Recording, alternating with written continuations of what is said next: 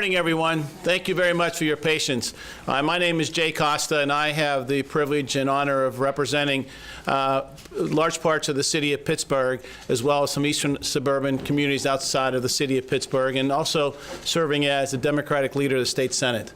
I want to thank you all for coming here this morning. We're going to be introducing very soon a number of my colleagues who have joined us here this morning from the House and from the city, and the mayor, of course, to talk about legislation that we intend to introduce in Harrisburg. Basically, the legislation is entitled LOOP, L-O-O-P. It's the Long-Time Owner-Occupant Program. The goal of this legislation is to assist those long-time residents in the city of Pittsburgh and some of the neighborhoods that have been experiencing increases in their taxes due to the economic development and the other development that's taking place in and around those longtime homeowners. The legislation will be specific for the city of Pittsburgh and will address some of the issues that I mentioned. Long and short of it is, it'll allow the city of Pittsburgh to create a program that would permit them to do a couple of things. One, they could exempt from property taxes, city property taxes, those households where they have long-term owner occupants and who are experiencing the significant increase in their property taxes. They could also defer them to a later point in time until maybe the home is sold along those lines. This legislation really patterns after something that has been in place for Allegheny County a number of years ago. It was enacted, I believe it was back in 1988. However, Allegheny County was never able to implement it for a couple of reasons. One, there are many challenges with respect to the constitutionality at the county level, but more importantly, one of the issues was the county needed to create a one program fits all program for all 130 municipalities. Because of that, we believe, and the mayor's office and others have asked us to step forward and introduce legislation specifically for the city of Pittsburgh to be able to do that. So we will be amending the 1988 First-Class County and Second-Class County Act along those lines. I think many of us know that we've had great success in a number of neighborhoods in terms of the development that's taken place. And, but also with that, there are instances where there have been individuals who've been longtime homeowners, as I mentioned, who've been forced out of their homes because taxes have risen, because the property around them has gone up as well. This is an attempt to allow those folks to stay in those neighborhoods, those folks who spent many, many years in good times and in bad in those neighborhoods, to allow them, we don't want them to be forced out of their home because of the positive economic development that's taking place there. So it's something we think that we'll be able to do going forward, and we will introduce the legislation not only in the Senate, but working with my colleagues here in the House. So at this point, I'd call on my colleague, Senator Representative Ed Gainey, to provide some comments as well. Thanks, Ed. Good morning. First and foremost, I want to thank the Senator Jay Costa, and I want to thank the Mayor, Bill Peduto. I think this is long overdue. We hear about it all the time in the community about people not being able to stay where we've had new economic development, new housing construction, new businesses. And it's difficult because they've been there through the good and the bad times. So to introduce this bill called LOOP to talk about how they can stay there is a great opportunity for them to stay in the community that they lived all their lives. And we have an opportunity right now to do that for the city of Pittsburgh. We all know that, you know, if there's new construction there, that 10 years, if you've been a long-time homeowner for 10 years, you get that opportunity to stay there. We also know that if you got it through a government program in 5 years, you get that opportunity to stay there. The reality is we want to make sure that people that's been in the community for a long time have the ability to do it. We've heard the cries, and this is how we address that. We have to make sure that we also follow not only what's going on in the new economy, but we bring people into the new economy with us. For the ones who have suffered through that great deal of yesterday, they should have an opportunity to enjoy the fruit of today. And the way to do that is introducing this LOOP legislation that gives us the ability to make sure that long-time homeowners stay in their community where they're comfortable, where they know their community, and they want to be a part of the evolution of the city of Pittsburgh. That's what bringing the city together about, and that's why we're introducing this legislation. Next up is going to be my colleague, Representative Sarah. Come on up.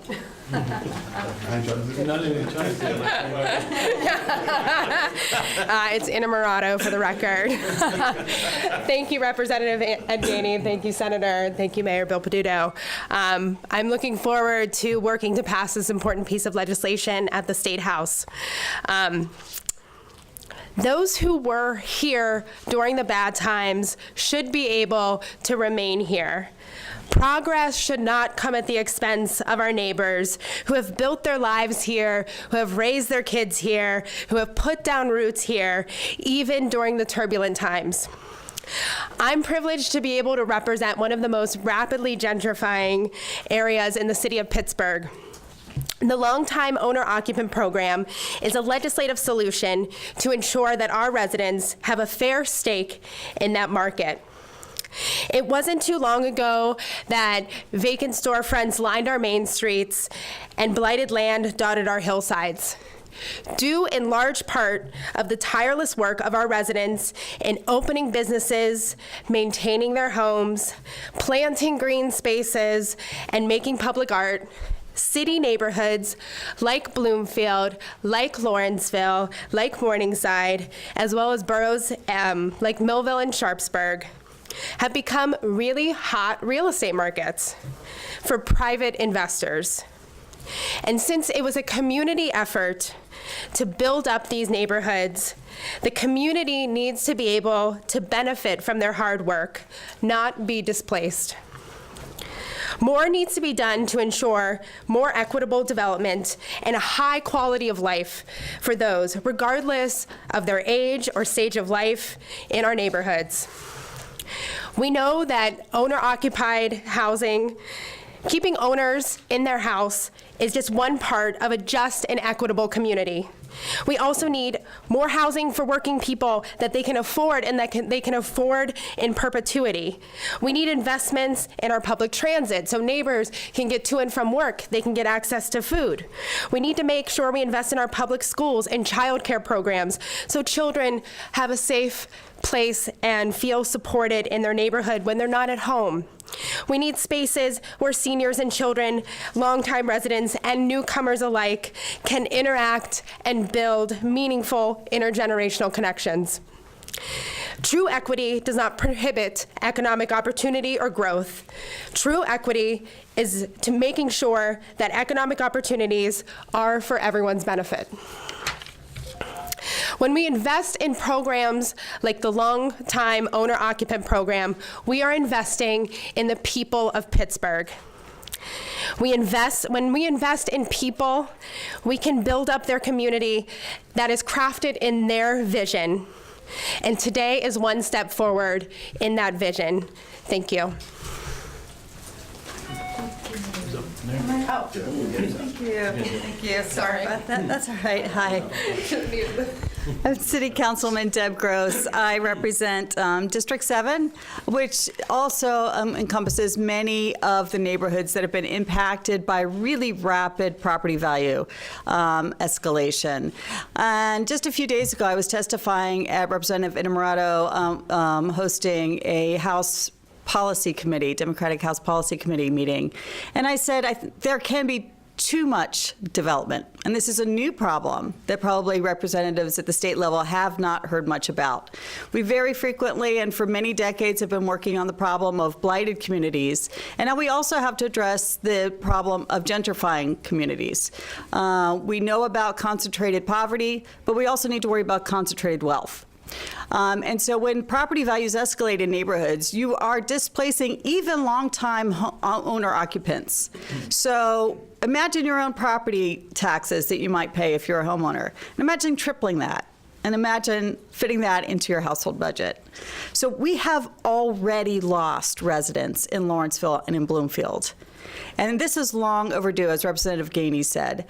We need to include and protect residents who have a lower income and may not be able to pay their property taxes. And this is one way we can do this. I really want to thank Senator Costa, Representative Innamorato, Representative Gainey, and Mayor Peduto for figuring this out. This has been a very complicated policy, and I really hope that this is the solution. And again, the residents who have had to sell their homes because they couldn't afford their property taxes didn't want to leave. And I just want to emphasize, we don't want them to leave. As Representative Innamorato mentioned, we need them in our neighborhoods. If you have all new residents in a neighborhood, it's not a neighborhood anymore. A sea of strangers is not a neighborhood because there are no neighbors there who know each other, who do the little leagues, who do the fundraising, the spaghetti dinners, the pierogi dinners, the garden cleanups, the food pantries.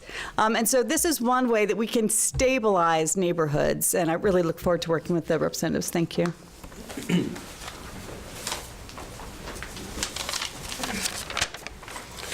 First of all, we are grateful for this legislation that Senator Costa is forwarding. We are grateful to stand with our colleagues and with State Representative Gainey. He and I share the same East End neighborhoods.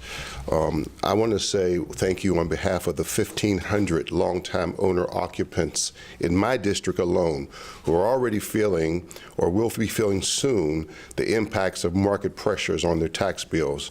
I want to express my sincere gratitude for them putting this legislation on the table in Harrisburg. I also, though, would be remiss if I didn't mention that Senators Costa and Fortana have also reintroduced legislation that will amend Act 77 of 1993, which authorizes our senior citizen real estate tax relief program so that even more seniors will be able to take advantage of this program. Thank you very much for your leadership. As you know, I have, along with, in partnership with our neighborhood organizations and under the leadership of this mayor, we've had the biggest boom in the East End in the last 50 years. We have built more housing, affordable housing from Garfield to East Liberty to Homewood to Lincoln Leamington to Larmer. We have done more in those communities, and they've seen the impact of affordable housing in improving.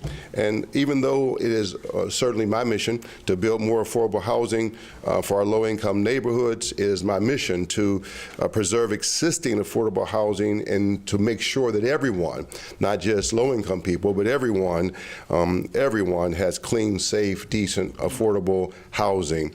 But we also, at the same time, must work to make sure we keep our seniors in their homes, to make sure that our neighbors who have lived in those homes for decades aren't forced out of their neighborhoods because of rising tax bill, because of the market pressures of gentrification. The market pressures are good. We do want hot markets in Pittsburgh. But we want to use them wisely. We want to use just like, and I think the best example is East Liberty and Larmer.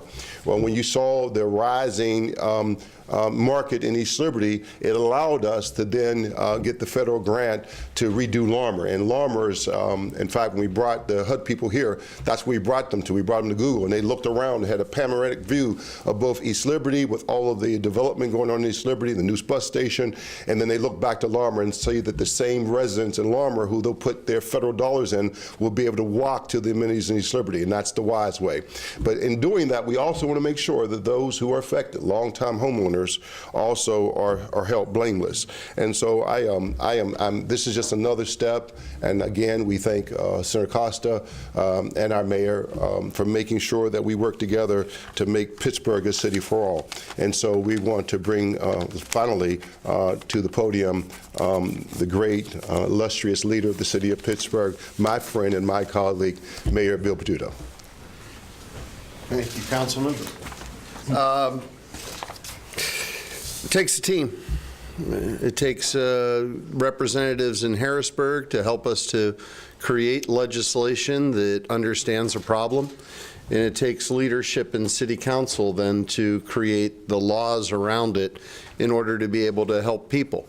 And, you know, having been here nearly a quarter of a century in this building, I got to see Pittsburgh change. I had the opportunity to see a city that had neighborhoods where people left and were forced out because of disinvestment and blight, because of high crime, because of being in neighborhoods where people did not want to raise a family.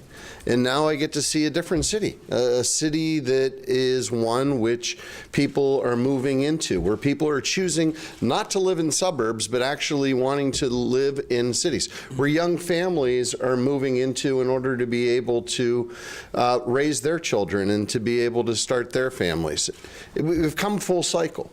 But for some people, that means that the value of their property has become more than they can afford to pay in taxes. So what do? We have two options. Number one is just let the market decide what to do itself. And in that case, people will be dislocated, not because of disinvestment, but because of heavy investment. Or we can work together as a society and create laws.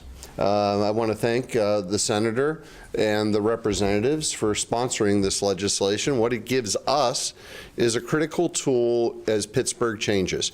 And that critical tool is the ability to be able to allow people to age in the homes where they raise their children and that they call their neighborhood. It is financed through legislation passed by council, the Affordable Housing Trust Fund, which specifically calls for initiatives to be able to take on this issue. The legislation itself was created not as a fund to help developers, but a fund to help people. And the Affordable Housing Trust Fund understands the priority that is placed on those that live in their current homes to be able to age and spend the rest of their life there. And funding will be made available to do so. This is an issue that does not affect all of Pittsburgh. We still have vast areas of this city where disinvestment is the greatest reason that causes people to move out. But it does affect the areas that are seeing rapid growth. Is it the one solution to be able to solve it? No.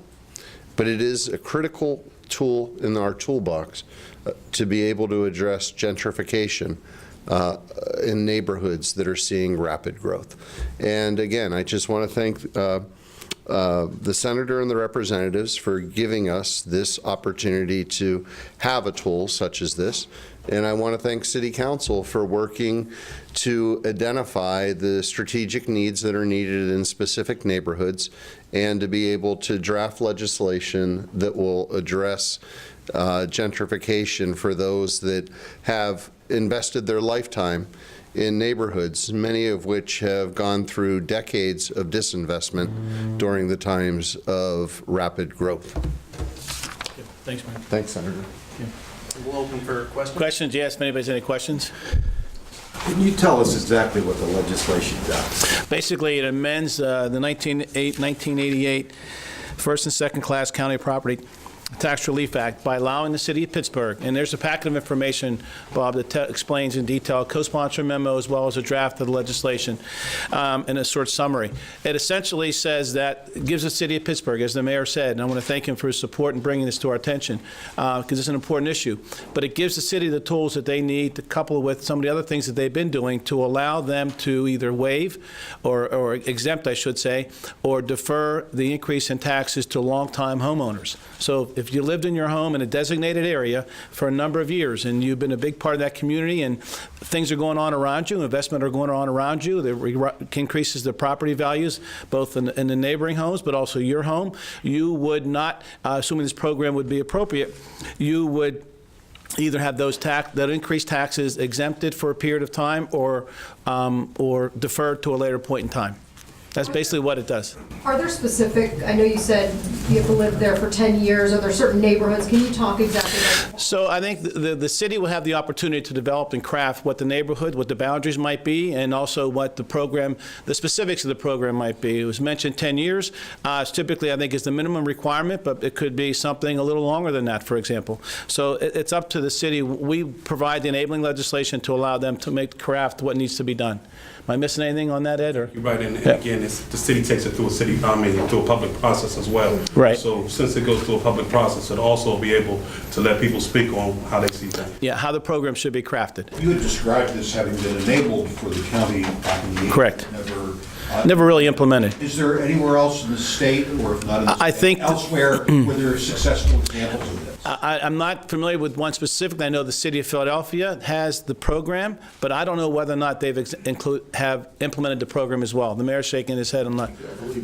They do have it in the city of Philadelphia. Okay. Yep. So that would be an example where that has taken place. Is there not already county ordinance that exempts long-time owners? Yeah, there's the homeowner exemption that's in place. I think it's $15,000. I think the city has one as well for their taxes of $15,000. And there's also a senior program for seniors, I think, reduces it even further.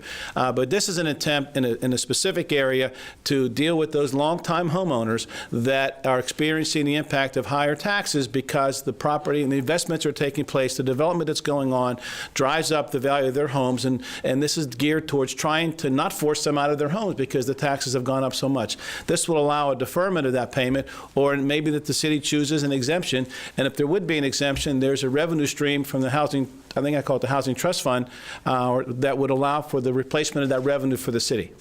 In other words, it would do more than the homestead exemption does. It would do more than what it could do more, exactly right, and it's more targeted to a specific area. What about school district tax? This would not apply to school districts. Only be this would be the city of Pittsburgh's or the county. This is only the city of Pittsburgh's property taxes. Yeah. Any idea how many homeowners have been displaced in the city due to gentrification? I can't give you a specific number. It's hard to tell what people's reasons for why they leave, but as mentioned by, I think, both Representative Innamorato and Gainey, I've seen and heard from a number of people who have expressed to us that they simply can't afford the taxes in their neighborhood anymore because of the rising property values in and around their neighborhood, largely due to the investments that have been made. Can you talk a little bit about, it was mentioned that the City Housing Trust Fund would provide some funding for this or finance it. Is there any estimate on how much it might cost, and how would that work? I think it'd be hard to determine right now because the parameters of the program haven't been developed yet. I think once we know the length of years and the size of the neighborhoods where they may be impacted or the districts that may be created, I think then you'll have a better idea about how that what that would cost. I'm sorry, Deb would probably have a better idea. I'm sorry. So, yeah, just back to the anecdotes. Well, I think we need numbers, right? We should really look and see if we can figure out a way to collect data on how many people and in what neighborhoods have been displaced. But I can share with you a story. I have a longtime resident in Friendship. And so Friendship hasn't increased as dramatically as Lawrenceville, but it still has increased dramatically if you look at it compared to the 1970s when she and her husband were a young family and bought their house, and now all the kids have gone off to college. And she says to me, you know, I would really like to retire someday, but I won't be able to because I won't be able to pay the property taxes on my house. You've got to do, you know, please try to figure this out because it's long overdue. So even over the course of 3 or 4 decades, if your property taxes have quadrupled or more, you're looking at a bill that you can't pay. So, thank you. This could be for council members or for the mayor, once the state legislation passes and you enact drive legislation in the city, is it actually going to be implemented, sort of legislation coming up neighborhood by neighborhood, or do you see something ultimately being done that would affect all neighborhoods simultaneously? Or would there be a bill for... I think as the senator said, that's going to be part of the public conversation, but I'm grateful that the state legislation allowed us to have that public process so we can figure that out, what's best. Thank you. But I would say, though, the legislation would impact the entire city. So anywhere in the city of Pittsburgh, the council and the mayor deemed to be appropriate for this program, they then would sit down and draw the barrier parameters of the district and then apply the program to that district. Can I add one last point to this? So many people look for a one-size-fits-all solution to gentrification or to issues on affordable housing. There isn't one. If there was one and it was that simple, everyone would be doing it. I think what we can do is identify through data, being able to look at property sales and the average price of housing by census tracts in order to see where the greatest increase is occurring, and then be able to set up a program in those areas to be able to help those areas as we're seeing it.